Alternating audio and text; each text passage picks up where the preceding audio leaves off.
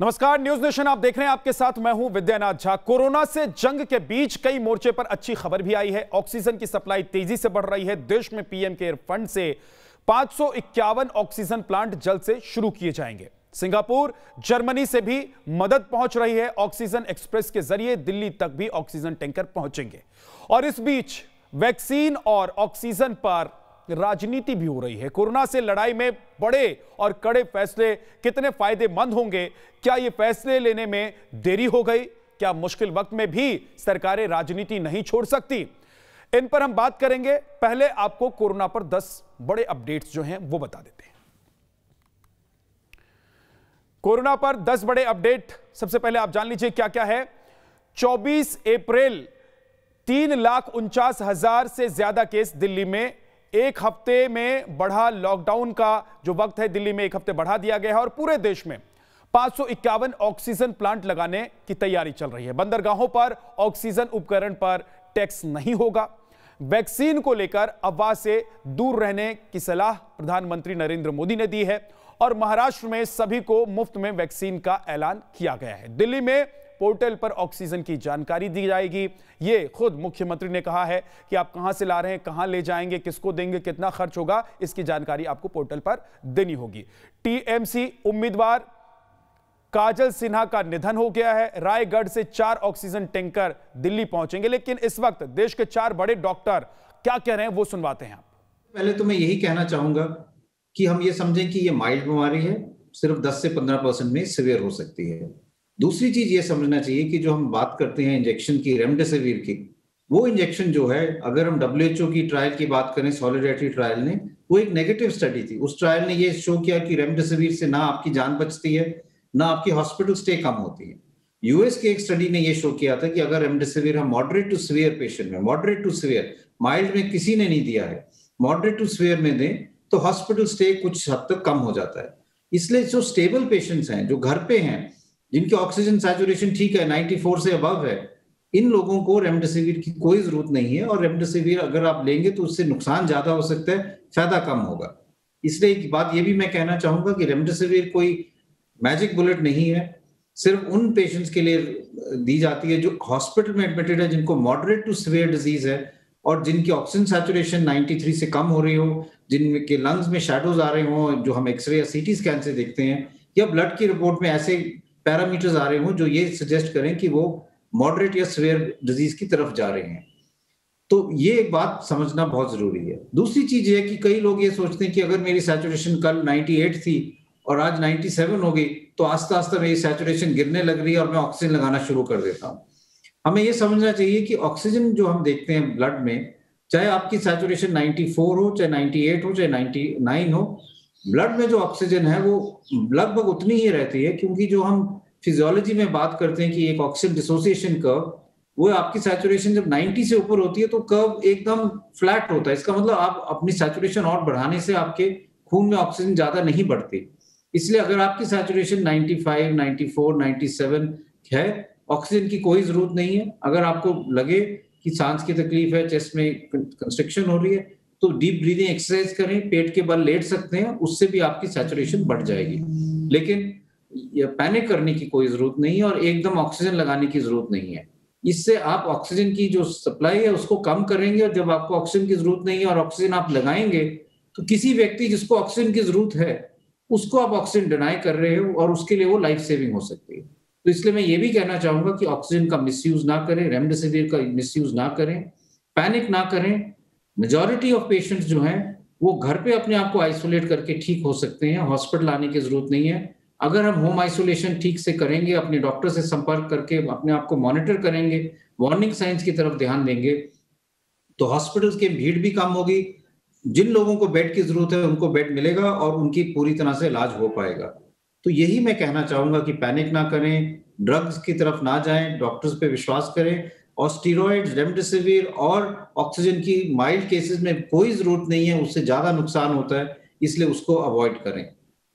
इस मैसेज के बाद मैं अब डॉक्टर नरेश त्रिहेन को कहूंगा कि वो अपना मैसेज दे, जिससे हम लोगों को आगे कॉन्फिडेंस बिल्ड कर सके। तो जैसे डॉक्टर साहब ने ये मुद्दा उठाया कि कैसा पैनिक फैल रहा है, और कैसे अपने आप का संतुलन मेंटेन करना है। आप ये देखेंगे कि पहले जब RT-PCR पॉजिटिव होता है तो सिम्टम्स मेनली जिससे शुरू होती है या ड्राई कॉफ या लॉस ऑफ स्मेल या फीवर, ये मोस्ट कॉमन सिम्टम्स है जिससे शुरू होता है। RT-PCR तो कराने से पता लग जाएगा कि है कोविड पॉजिटिव कि नहीं। जैसे ही आपका RT-PCR पॉजिटिव आता है, मेरे एडवाइस ये है कि अपने लोकल डॉक्टर जिससे आपको ऑलरेडी संपर्क है उससे आप कंसल्ट करें, क्योंकि आज सब डॉक्टर्स को जो प्रोटोकॉल जैसे डॉक्टर गुलेरिया ने भी बताई वो प्रोटोकॉल सबको पता है और वो उसके हिसाब से आपकी ट्रीटमेंट शुरू करेंगे। तो मेजॉरिटी मतलब 90% से ऊपर ही लोग जो हैं वो घर पे ही ठीक हो जाएंगे जिनकी दवाइयां उचित टाइम पे उचित दवाई दी जाएगी।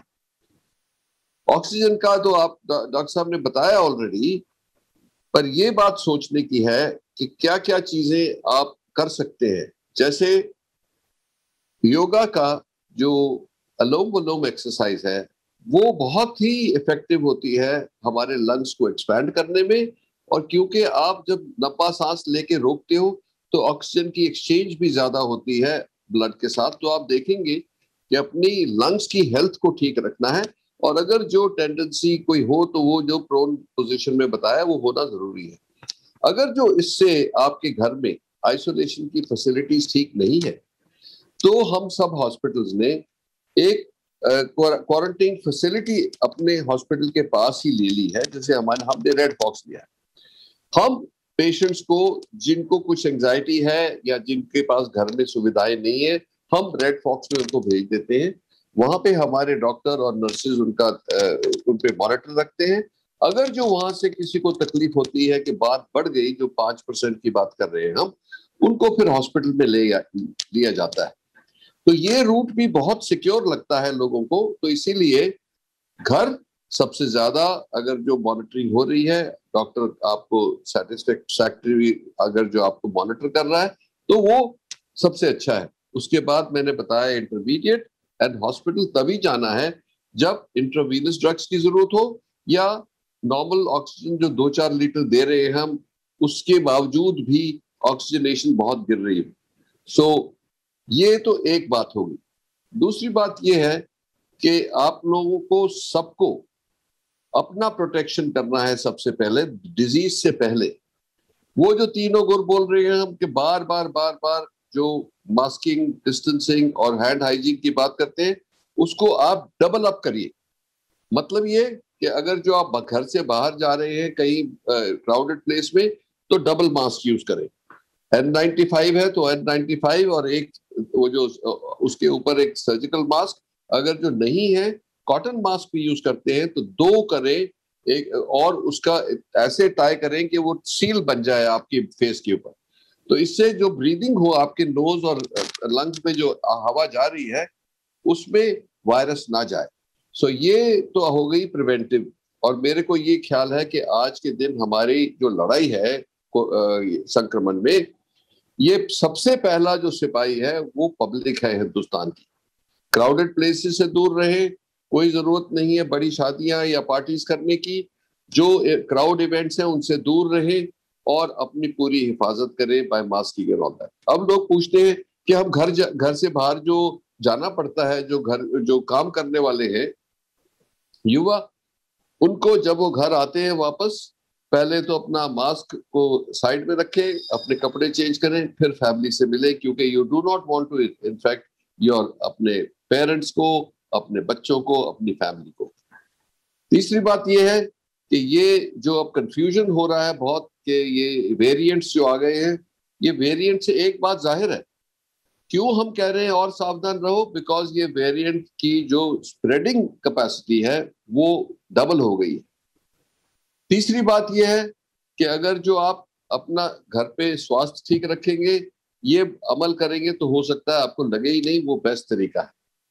अब जो ऑक्सीजन के ऊपर कंफ्यूजन हो रही है, जो आप देखते हैं, पढ़ते हैं कि हॉस्पिटल्स में ऑक्सीजन की कमी है, वो इसलिए हुई है कि हिंदुस्तान में जो पहले हमारे हेल्थ केयर की कंजम्पशन थी ऑफ ऑक्सीजन, कोई अबाउट 15 से 2000 टन की थी ऑक्सीजन पर डे।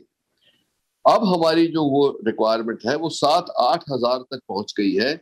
तो इसीलिए जो मैन्युफैक्चरिंग फैसिलिटी थी जो नॉर्मल हमको सप्लाई करती थी, उनके पास इतनी कैपेसिटी नहीं है, वो पूरा कोशिश कर रहे हैं। पर फॉर्चुनेटली जो हमारे स्टील प्लांट्स हैं और मैन्युफैक्चरर्स हैं जो ऑक्सीजन यूज करते हैं, उनके पास बहुत कैपेसिटी, पर उनको ट्रांसपोर्ट करने के लिए स्टील प्लांट से हॉस्पिटल्स के लिए वो क्रायो टैंक्स की जरूरत होती है, जिसकी जो तादाद है वो इतनी नहीं थी। पर गवर्नमेंट ने अब ये इंपोर्ट कर लिए हैं, शुरू हो गया आने, और उम्मीद है कि आने वाले 5-7 दिन में जो ये तकलीफ हो रही है हॉस्पिटल्स में, लास्ट मिनट, लास्ट घंटे 2 घंटे की ऑक्सीजन बचती है तो ऑक्सीजन डिलीवर होती है, वो जो सिचुएशन है मेरे को लगता है अंडर कंट्रोल आ जाएगी। पर ये हमारे को सबको मिलकर लड़ना है और निश्चिंत रहे कि इससे जीत होगी। तो मैं अभी आपको डॉक्टर सुनील कुमार से हैंड ओवर करता हूं कि वो जो बाकी बातें हैं इस संक्रमण की, ये उस पे आप अपना मार्गदर्शन दें।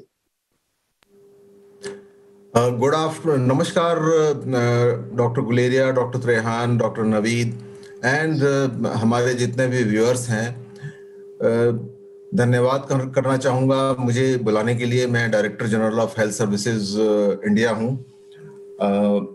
सर्वप्रथम मैं ये कहना चाहूँगा कि वैसे तो हमारे जो एक्सपर्ट्स हैं, जैसे डॉक्टर त्रेहान जी हैं, डॉक्टर गुलेरिया जी हैं, उन्होंने बहुत सी सारी बातें इस कोविड-19 के इन्फेक्शन को लेकर के क्लियर कर दी हैं, और ये सभी तथ्य हमें ध्यान में रखने चाहिए। हमें इस बात पर इत्मीनान रखना चाहिए कि हमारे इतने सीनियर डॉक्टर्स जो है, जिनका इंटरनेशनल प्रोफेशनल स्टैंडिंग है, जिन्होंने इस कोविड-19 इन्फेक्शन के बारे में न केवल हिंदुस्तान बल्कि पूरे दुनिया को ज्ञान दिया है, वह हम सबको, हमारी जनता को बता रहे हैं कि पैनिक नहीं करना है।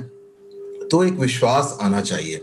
तो जब हम सब लोग मिल करके आपके सामने आ रहे हैं, तो ये आप सभी को विश्वास करना चाहिए कि तथ्यों पर ध्यान दें, ना कि पैनिक सिचुएशन पर। देखिए, जहां तक हमारी लड़ाई की बात है, इस बात पे ध्यान रखिए, 2020 एक बहुत ही एक अजीब सी नई बीमारी लेकर के आया, और हमने उस समय हमारी इस बारे में कोई तैयारी नहीं थी।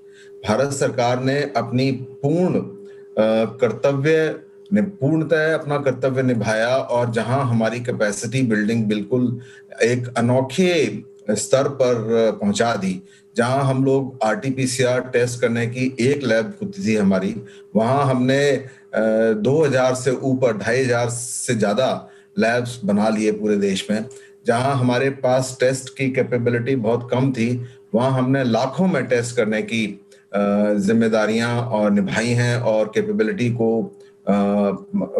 तक पहुंचे हैं। जहां हम अपने PPE किट्स के बारे में बात करें, जहां हम अपने मास्क के बारे में बात करें, तो जहां हमारे बेड्स की बात करें, जो हमारे जो हॉस्पिटल बेड्स होते हैं या कोविड केयर सेंटर्स होते हैं, जिनमें हम सिर्फ माइल्ड केसेस को एडमिट करते हैं, या हमारे जो टेस्टिंग जो कैपेबिलिटीज होती हैं, जो टेस्ट में पॉजिटिव आते हैं और एसिम्प्टोमेटिक, या वो बहुत ही घर में उनका इलाज किया जा सकता है, उनको ट्रैक करना, उनसे कांटेक्ट एस्टैब्लिश करना, उनके हालचाल पूछना, उनको सही सलाह देना bye personal contacts, through administration या थ्रू हेल्पलाइन।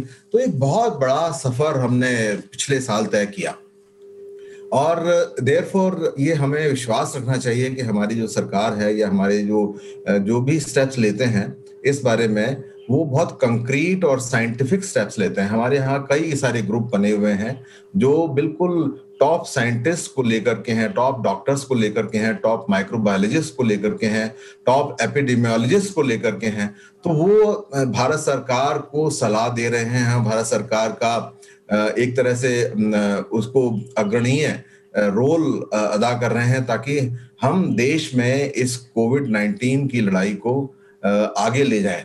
तो पैनिक करने की कोई आवश्यकता नहीं है। देखिए, ये जो इन्फेक्शन हुआ है, ये जो इस साल जो इन्फेक्शन फैल रहा है, उसके मेरी राय में तो मुख्यतः 2 कारण हैं। एक तो हम कोविड एप्रोप्रिएट बिहेवियर को भूल गए। हमने ये कहा जाता है कि हम ह्यूमन बीइंग की जो मेमोरी होती है वो बहुत शॉर्ट होती है, और ये साबित कर दिया हमने कि हम बहुत जल्दी भूल गए कि हम तो अमर हैं, अजर हैं, और हम इकट्ठा भी रह सकते हैं, बिना मास्क के भी रह सकते हैं, घुल मिल सकते हैं, हमें कुछ नहीं होगा। लेकिन कोविड हिट अस बैक। तो इसलिए हमें ये बात को ध्यान रखना चाहिए कि कोविड एप्रोप्रिएट बिहेवियर बिल्कुल उपयुक्त है, और वह हमें फेल करेगा अगर हम उसको फेल करेंगे। तो कोविड एप्रोप्रिएट बिहेवियर को पास करिए, और तो आपको वो पास करेगा, फेल नहीं करेगा। पहली बात तो ये, सरकार ने वैक्सीन की कैपेबिलिटी को कितना ऊपर लेके गए कि हम वैक्सीन से सारी दुनिया को वैक्सीन दे रहे हैं। तो वैक्सीन को अपनाइए।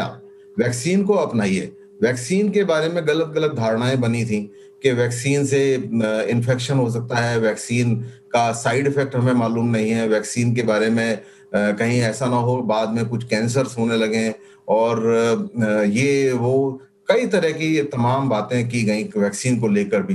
तो वैक्सीन को अपनाया नहीं, वैक्सीन को जरा खुली बाहों से और खुले मन से अपनाइए, इसके बारे में पॉजिटिव रहिए।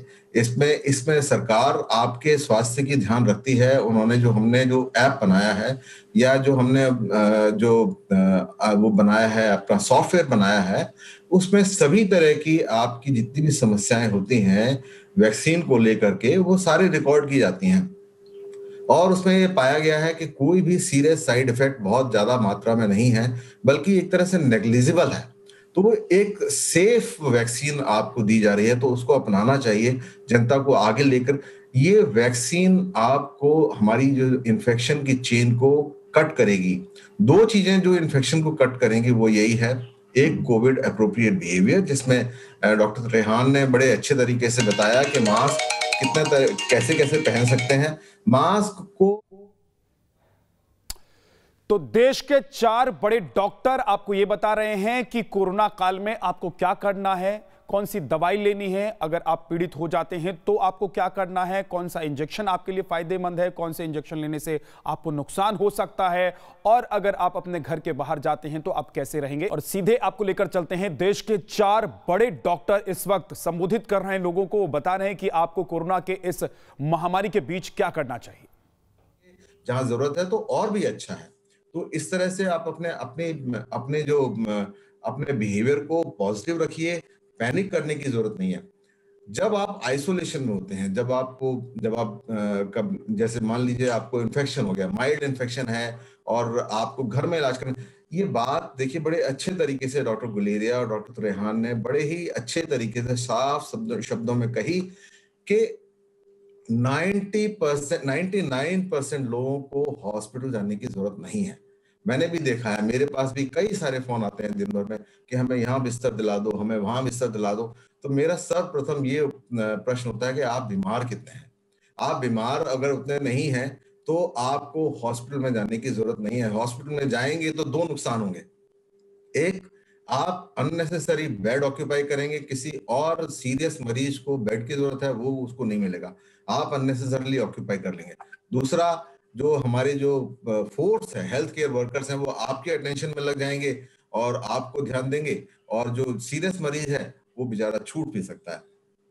ऑक्सीजन की भी आप यूज करेंगे। तो इस तरह की जो रिसोर्सेज हैं वो भी आप यूज करेंगे, और इससे दूसरा ये होगा कि आप हमारे जो एक तरह का पैनिक भी होगा कि अरे वो अस्पताल में दाखिल हो गए, बहुत सीरियस बीमारी है, पता नहीं कितने बीमार हैं। नहीं, आप इसको रोकिए, और जब तक, जैसे डॉक्टर त्रेहान ने तो बहुत अच्छी बात करी, फर्स्ट कांटेक्ट जो है आपका फैमिली डॉक्टर ही होना चाहिए। जब उसको सलाह ले, और हमने इतने अच्छे तरीके से बताया है कि आपको क्या मेजर करना है, टेम्परेचर मेजर करना है, थर्मामीटर जानते हैं, हर घर में थर्मामीटर होता है, पल्स ऑक्सीमीटर, अच्छा पल्स ऑक्सीमीटर नहीं है कोई बात नहीं, आजकल तो फोन में ऐप है, और आपको रिकॉर्ड करना है, दैट्स ऑल। और आप देखिए कोई खांसी तो नहीं हो रही है, अगर आपकी खांसी बढ़ रही है या आपको सांस लेने में दिक्कत हो रही है तो तुरंत आप हेल्पलाइन को कांटेक्ट कर सकते हैं, अपने डॉक्टर को कांटेक्ट करते हैं, वो आपको सही सलाह दे देंगे। कोई जरूरत नहीं है दवाइयों की। ज्यादातर केसेस में डॉक्टर गुलेरिया ने बड़े अच्छे तरीके से बताया, तो मैं इन चीजों को रिपीट नहीं करूंगा। पैनिक ना करें। जब आप आइसोलेशन में पहुंच जाते हैं तो अपनी सेहत का ध्यान कैसे रखें? सांस लंबी लंबी लीजिए, जैसे डॉक्टर त्रेहान ने बताया, अनुलोम विलोम। स्टे पॉजिटिव, अपने आप को पॉजिटिव रखिए, अपनी हेल्थ के ऊपर ध्यान दीजिए, अपने आप को होपफुल बना के रखिए, और न केवल अपनी हेल्प करिए बल्कि दूसरों को भी हेल्प करिए और उनको पॉजिटिव करके रखिए। न्यूज वगैरह पर बहुत ज्यादा ध्यान ना दें। देखिए, न्यूज में कई सारी चीजें होती हैं, सेल्फ इंटरेस्ट भी होते हैं, किसी तरह का पैनिक क्रिएट करना होता है। आपने सभी सुना है टीआरपी भी बढ़ाने की कोशिश की जाती है। मैं उन सब चीजों के बारे में नहीं जाना चाहूंगा क्योंकि वो मेरा सब्जेक्ट नहीं है। लेकिन मैं इतना ही कहूंगा, सिलेक्ट न्यूज करें, सिलेक्ट न्यूज सुने, और बहुत ज्यादा न्यूज ना सुने। सारे दिन भर न्यूज सुनते रहेंगे, आपका सचमुच में आपका मस्तिष्क जो है वो फटने लगेगा, वो आप स्वस्थ नहीं रह पाएंगे। इससे बढ़िया ये है कि आप पढ़ें, कोई अच्छी किताब पढ़ें, कोई अच्छी स्टोरी सुने। व्हाट्सएप यूनिवर्सिटी चल रही है, उस पर बिल्कुल ध्यान नहीं दीजिए। रेस्पॉन्सिबल बिहेवियर अपनाइए। ये सब भी रेस्पॉन्सिबल बिहेवियर है, ये आपको भी करना है। रेस्पॉन्सिबल बिहेवियर डॉक्टर्स को भी करना है, रेस्पॉन्सिबल बिहेवियर सोसाइटी को भी करना है, रेस्पॉन्सिबल बिहेवियर मीडिया को भी करना है। तो इन सब बातों को लेकर के अब मैं चाहूंगा कि इसी चर्चा को आगे डॉक्टर नवनीत आगे बढ़ाएं। Over to doctor Navneet. धन्यवाद। धन्यवाद डॉक्टर सुनील कुमार। हमें इस बीमारी को हराना है। अगर हमें इस बीमारी को हराना है तो हमें हेल्थ केयर वर्कर्स को बचाना है। हमें हेल्थ केयर वर्कर्स इस टाइम बहुत पॉजिटिव हो रहे हैं। अब हम हेल्थ केयर वर्कर्स को बचाएंगे तो हेल्थ केयर वर्कर्स ही पेशेंट्स को बचा पाएंगे। जब पेशेंट्स बचेंगे, हेल्थ केयर वर्कर बचेंगे, तभी हम देश की इकोनॉमी को भी बचा पाएंगे। तो ये सब लिंक्ड है। इस सब को लिंक करने के लिए हमें ब्रेक द चेन, हमें नंबर ऑफ पेशेंट्स जो अब बहुत बढ़ गए हैं उसको घटाना है। हमारा सिर्फ एक ही मकसद होना चाहिए, ब्रेक द चेन। हम इन नंबर्स को कैसे कम करें? अब इस नंबर को कम करने के लिए किसकी जिम्मेवारी है? इसके लिए सबकी जिम्मेवारी है, मीडिया की जिम्मेवारी है। और हमारे साथ हमारे खास मेहमान मैक्स हॉस्पिटल के डायरेक्टर इस वक्त जुड़ गए हैं, मनोज कुमार जी। उनके पास चलते हैं, सीधे उनसे बात करते हैं। आप 4 डॉक्टरों को सुन रहे हैं कि उन्होंने क्या कहा, आपको क्या करना चाहिए, क्या नहीं करना चाहिए। मनोज कुमार जी, डॉक्टर साहब, क्या अभी इस वक्त जो पैनिक सिचुएशन है, इस सिचुएशन में लोग समझ ही नहीं पा रहे हैं, लोग किसी को सुनने को तैयार नहीं हैं। हालत यह है कि बड़े बड़े डॉक्टर अभी देखिए बैठकर, देश के 4 बड़े डॉक्टर बैठकर ये बता रहे हैं कि आपको क्या करना चाहिए, नहीं करना चाहिए। लेकिन लोगों के मन में ये डर है कि अगर आपने इनिशियली, जब आप थोड़े से बीमार हुए तब हॉस्पिटल नहीं गए और तब अगर आपका ट्रीटमेंट ठीक से शुरू नहीं हुआ तो आप ज्यादा बीमार हो जाएंगे, आपकी जान जा सकती है। ऐसे लोगों के लिए आपकी क्या सलाह है? देखिए, मैं अभी बहुत ध्यान से ये प्रेस ब्रीफिंग सुन रहा था और इसमें अधिकांश बातें जो हमारे रोल मॉडल डॉक्टर्स, इनको कहूंगा, उनकी बातों से मैं सहमत हूं। बट पैनिक जो है वो मैं एक जगह डिफर कर रहा हूं कि पैनिक रियल है। ठीक है, पैनिक नहीं होना चाहिए और पैनिक होने की कोई वजह नहीं है। हमेशा पैंडेमिक्स में और ऐसी स्थिति में पॉजिटिव होना चाहिए। बट ये बात भी सच है कि पैनिक का कुछ सॉल्यूशन होना चाहिए। जब हम सॉल्यूशन लेस हो जाते हैं, हम प्रॉब्लम पे फोकस नहीं करें, हम सॉल्यूशन लेस हो जाते हैं। अगर किसी का ऑक्सीजन सैचुरेशन घर में गिरता है, अगर उसको ये सर्टेनिटी हो कि हमारे इर्द गिर्द कोई अस्पताल है जहां जाके इसको ऑक्सीजन लग जाएगा और वो ठीक हो जाएगा, तो मुझे लगता है पैनिक की कोई सिचुएशन ही नहीं है। देखिए, महामारी है, हमारे जो लॉजिस्टिक हैं वो एग्जॉस्ट हो जाते हैं। 7200 मैट्रिक टन हमारी प्रोडक्शन कैपेसिटी है, 8000 मैट्रिक टन हमारी रिक्वायरमेंट है आज के डेट में। ट्रांसपोर्टेशन भी प्रॉब्लम है, सब कुछ। सरकार का कोशिश भी काबिले तारीफ है, एयरफोर्स का कंट्रीब्यूशंस तो मैं हाथ जोड़ के और सैल्यूट करता हूं लोगों को। लेकिन बात यह है कि हम चर्चा जब इस विषय पे करते हैं तो हमें ये भी सोचना चाहिए कि इसका सॉल्यूशन, पैनिक को हटाने का सॉल्यूशन क्या है। तो मेरे हिसाब से एक ऐसी व्यवस्था होनी चाहिए हर क्षेत्र में, कोई एक ऐसा सेंटर होना चाहिए जहां ना सुनने को मिले कि हाँ, लोगों को ये पता हो कि हम यहाँ चले जाएंगे तो हमें ऑक्सीजन मिल जाएगा, हमें एक स्टैंडर्ड ऑफ केयर मिल जाएगा। तो बातें तो ठीक है, पैनिक का तो कोई बात ही नहीं है। और मुझे लगता है कि 20% पेशेंट्स ही सिम्प्टोमेटिक होते हैं और उसमें से हार्डली 2%, 5% को एडमिशन की रिक्वायरमेंट होती है। इस वेव में थोड़ी दिक्कत यह है कि हॉस्पिटलाइज जो पेशेंट्स हैं उनमें 50% से ज्यादा लोगों को ऑक्सीजन की रिक्वायरमेंट है। थोड़ा डिफरेंट है ये फर्स्ट वेव से। तो मेरा बस एक यही सुझाव है सारे लोगों से कि वो पैनिक तो नहीं हो, पैनिक होना तो कोई सॉल्यूशन ही नहीं है। But at the same time मुझे अथॉरिटी से ये रिक्वेस्ट है कि वो एक ऐसी व्यवस्था जरूर करें, क्षेत्रीय व्यवस्था, हर मोहल्ले में एक ऐसा स्थान सुनियोजित करें जहां जाके लोगों को कम से कम प्राइमरी केयर मिल सके। जी, डॉक्टर अग्रवाल भी हमारे साथ जुड़ गए हैं, डॉक्टर पीके अग्रवाल। डॉक्टर साहब, अभी जो बातें 4 डॉक्टर, देश के बड़े डॉक्टर कह रहे थे और आप लोग लगातार सलाह दे रहे हैं टीवी चैनल्स पर बैठकर, अपनी बातें आप लोग कह रहे हैं और लोग उसको समझ भी रहे हैं, लेकिन जो एक बात डॉक्टर मनोज ने कही है वो बड़ी बात है। वो बात यह है कि अभी आपको लग रहा है कि अभी आपकी तबीयत कम खराब है, लेकिन जरूरत पड़ेगी तो क्या आपको कोई हॉस्पिटल मिल जाएगा, क्या आपको कोई डॉक्टर मिल जाएगा, क्या वक्त पर आपको मेडिसिन मिल जाएंगी, दवाइयां मिल जाएंगी? अभी लोगों के मन में सबसे बड़ा डर है और इस डर से लोगों को कैसे निकाला जाएगा?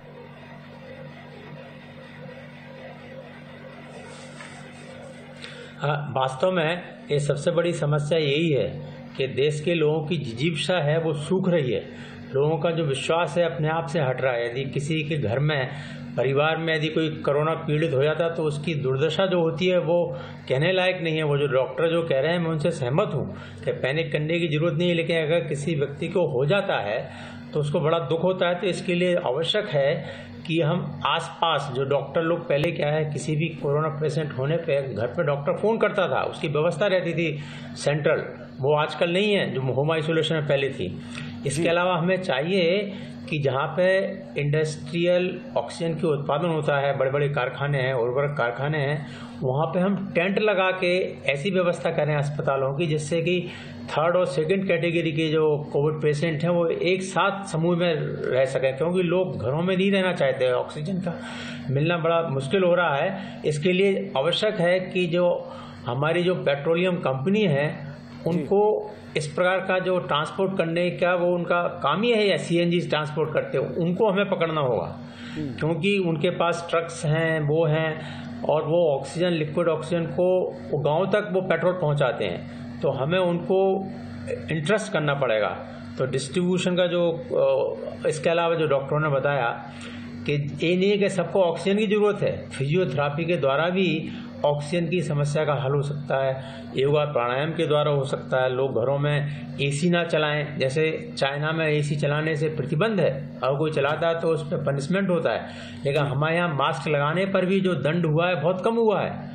अगर जैसे उत्तर प्रदेश में 1000 चीफ मिनिस्टर ने डिक्लेयर किया, इससे बड़ा पैनिक हुआ है, लोग अब मास्क लगाने लगे जो उत्तर प्रदेश में नहीं लगा रहे थे। तो इस प्रकार की जो कार्रवाई है हमारे देश में, क्योंकि प्रशासन है तो प्रशासन का ये भी कर्तव्य है कि लोगों को ठीक तरह से चलना सिखाए। वैसे तो लोगों का दायित्व तो जरूर है, लेकिन अगर यहाँ पर जो इन्फोर्समेंट है जो अभी वो कम हो गया है। इसके अलावा जो हम लोग प्रसार माध्यमों के द्वारा भी जो रामायण और महाभारत पहले स्टेज पे जो हुई थी, लोगों का कोरोना से ध्यान हटाएं, लोगों को जिससे गम भूलें, ऐसी व्यवस्था होना चाहिए। इसके साथ साथ एक जिम्मेदारी भी फिक्स होना चाहिए कि क्यों इस प्रकार की भूल हो रही है। आज बिल्कुल जिम्मेदारी अधिकारियों की फिक्स होनी चाहिए, ब्यूरोक्रेट्स की फिक्स होनी चाहिए, नेताओं की फिक्स होनी चाहिए डॉक्टर साहब, और जिम्मेदारी हर नागरिक की फिक्स होनी चाहिए। हमारी आपकी जिम्मेदारी भी फिक्स होनी चाहिए। लेकिन अभी डॉक्टर मनोज, अभी कुछ बातें ऐसी हैं जो लोगों की चिंता बढ़ा देती है। सबसे पहली बात यह कि ऑक्सीजन, लोगों को लग रहा है कि ऑक्सीजन अपने घर में स्टोर करके रख लीजिए, सिलेंडर अपने घर में स्टोर करके रख लीजिए, जरूरत पड़ने पर काम आ जाएगी आपको। दूसरी बड़ी बात यह है कि रेमडेसिविर, जिसका जिक्र डॉक्टर गुलेरिया ने भी किया, कि रेमडेसिविर क्या पेशेंट्स को लगना जरूरी है, किन पेशेंट्स को लगना जरूरी है, जिसको लेकर हाय तौबा मची हुई है। उसको लेकर सरकारों की जो पॉलिसी है वो अपनी जगह कागज पर, लेकिन जमीनी हकीकत अपनी जगह। तीसरी बड़ी बात यह है कि हमारे पास क्या इतनी कैपेसिटी है कि अगर जरूरत पड़ती है तो घर में रहने वाले जो मरीज हैं, घर में रहकर जो अपना इलाज करा रहे हैं, उनका इलाज भी तुरंत हम कर दें, उनको हॉस्पिटलाइज करा दें। जी, मैं सबसे पहले रेमडेसिविर की बात करूंगा। रेमडेसिविर एक ब्रॉड स्पेक्ट्रम एंटीवायरल ड्रग है और इसको सबसे पहले इबोला वायरस और हेपेटाइटिस सी वायरस के लिए यूज किया था, गिलियड साइंस ने बनाया था। इसके जो ट्रायल्स हैं, यूएस ट्रायल्स हैं, उसमें इसने हॉस्पिटल कोर्स को कम किया। ये कोई रामबाण दवा नहीं है।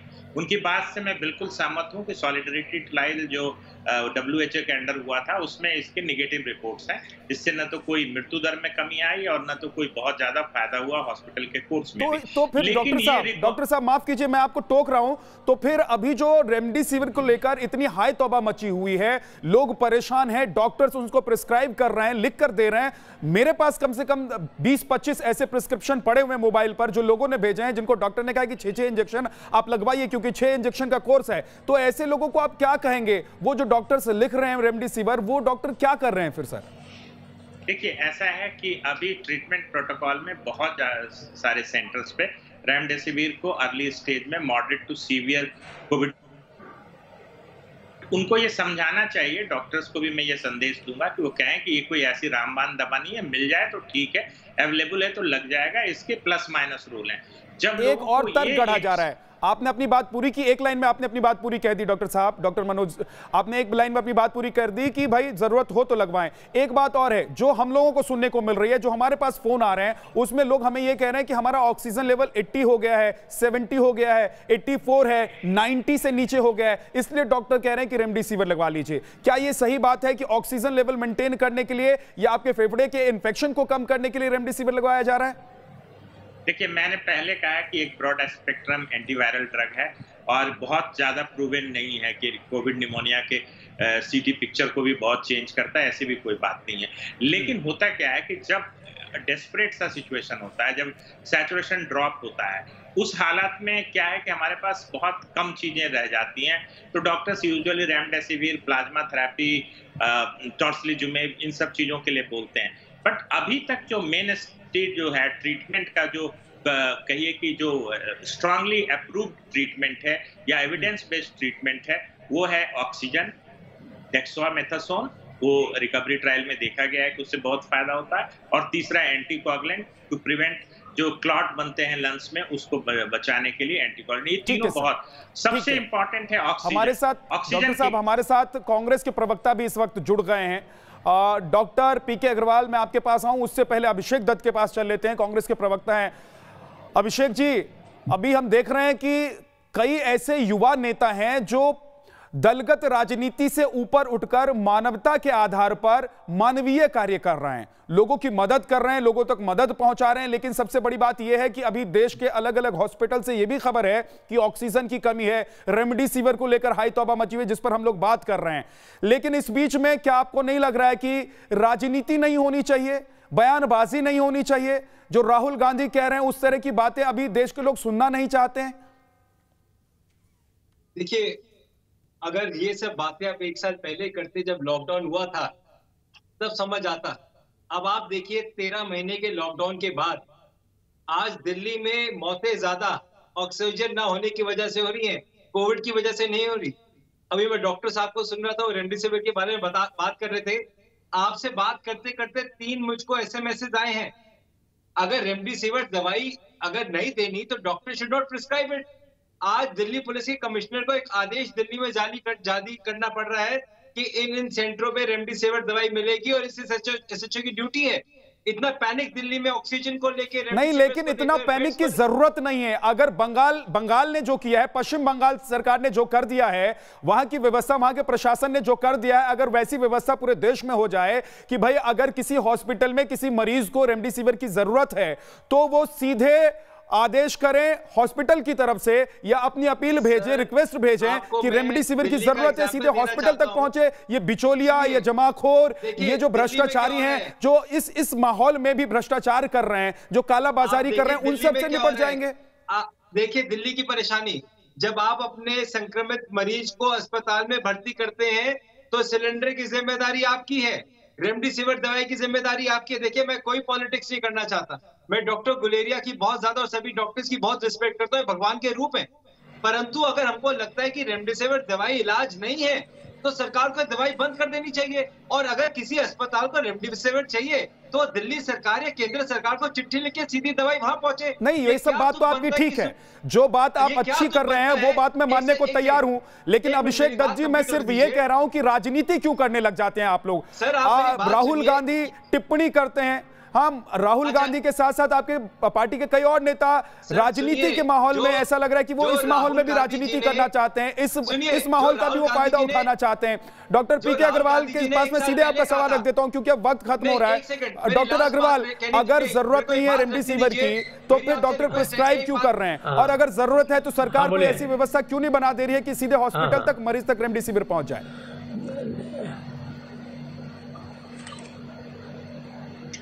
नहीं, देखिए, रेमडेसिविर इंजेक्शन की सरकार ने आपूर्ति की व्यवस्था की है और रेमडेसिविर इंजेक्शन से 3-4 दिन का समय कम हो जाता है। तो इमरजेंसी में रेमडेसिविर इंजेक्शन प्रिस्क्राइब डॉक्टर लोग करते हैं क्योंकि और कोई उपाय नहीं रहता, ऑक्सीजन है नहीं। अगर ऑक्सीजन की व्यवस्था हो जाएगी जो 2-3 दिन में होने की आवश्यकता जरूरत हो तो हम चीन से ऑक्सीजन लाएं। जब चीन हमें ऑक्सीजन देना, हमें छोटे मोटे देशों से काम नहीं चलेगा, सिंगापुर वगैरह देशों से, हमें बड़े देशों से। और ऑक्सीजन का मैंने लंदन में जाके देखा है, इतना आसान है ऑक्सीजन का प्रोडक्शन। ये तो एटमॉस्फेयर से ऑक्सीजन निकलती है। डॉक्टर अग्रवाल, माफ कीजिए, वक्त इतना ही है हमारे पास, लेकिन इसका मतलब ये हुआ कि अगर ऑक्सीजन की कमी नहीं होती है तो रेमडेसिविर की भी जरूरत नहीं पड़ेगी। डॉक्टर गुलेरिया ने कहा कि भाई रेमडेसिविर जो है वो आपकी जीवन दायिनी नहीं है, वो जीवन बचाने के लिए दवाई नहीं है, उससे आपके हॉस्पिटल के दिन भी कम नहीं हो सकते हैं। सिर्फ उन मरीजों को इस पर ये इंजेक्शन इस्तेमाल करना चाहिए जिन्हें डॉक्टर लिखते हैं और क्रिटिकल कंडीशन वाले पेशेंट हैं। ये ऐसा नहीं है कि आप बीमार घर में पड़े हुए हैं, आपको कोरोना हो गया है तो रेमडेसिविर मंगवा लीजिए, घर में रख लीजिए, लगवा लीजिए। अगर ऐसा आप करते हैं तो उसके दुष्प्रभाव जो हैं वो आपके शरीर पर हो सकते हैं।